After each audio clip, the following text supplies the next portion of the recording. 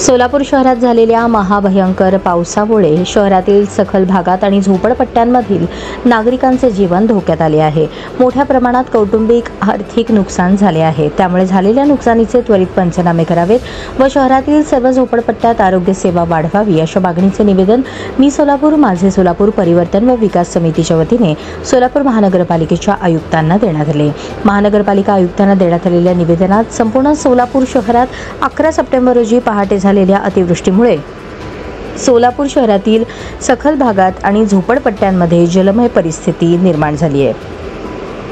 पाऊस इतका मोठ्या प्रमाणात झाला आहे की सोलापूर शहरात सर्वत्र झोपडपट्टी भागात पाणीमय होऊन गटार, शौचालय, सांडपाणी एकत्रित येऊन संपूर्ण सोलापूर दुर्गंधीमय झाले आहे।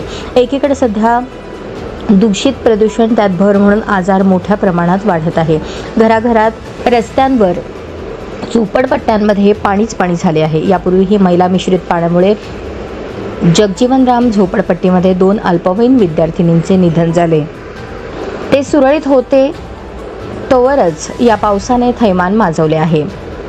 तरी निवेदनातील सर्व बाबींची दखल घेऊन योग्य ते उपाय करून सोलापूर शहरवासियांचे जीव वाचवावेत असे सदर निवेदनात नमूद करण्यात आले आहे। सर्व झोपडपट्ट्यांचे पुनर्वसन योजनेअंतर्गत कामकाज सुरू करावे।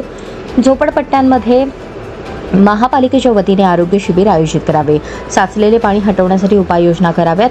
परत पाऊस आला तरी पाणी साचू नये यासाठी उपाययोजना कराव्यात। लहान मुलांच्या आरोग्यासाठी चलता दवाखाना वाहन संपूर्ण शहरात फिरवण्यात यावे। ठिकठिकाणी आपदग्रस्त संदेश देण्याकरता स्वयंचलित यंत्रणा सुरू करावी। अतिवृष्टी झालेल्या नुकसानीचे पंचनामे करून नुकसान भरपाई देण्यात यावी। श्री छत्रपती शिवाजी सर्वोपचार रुग्णालयात अतिवृष्टीग्रस्त लोकांच्या आरोग्यासाठी स्वतंत्र विभाग सुरू करण्यात यावा अशा मागण्यांचा समावेश करण्यात आलाय।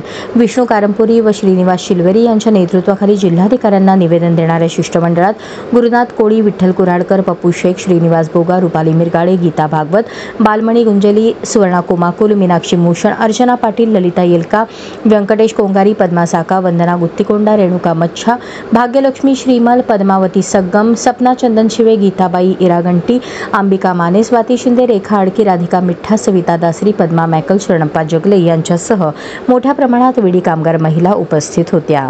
मी सोलापूर माझे सोलापूर परिवर्तन व विकास समितीच्या वतीने आज सोलापुरामध्ये रात्री झालेल्या अतिवृष्टीमुळे झोपडपट्टी भागात, सकल भागात, घराघरामध्ये जुना घरकुल, मड्डी वस्ती, संपूर्ण सोलापूर शहरामध्ये ज्या ज्या ठिकाणी सकल भाग आहे त्या ठिकाणी पाणी घराघरामध्ये जवळजवळ कमरेपर्यंत, छातीपर्यंत, गळ्यापर्यंत पाणी आलेलं आहे।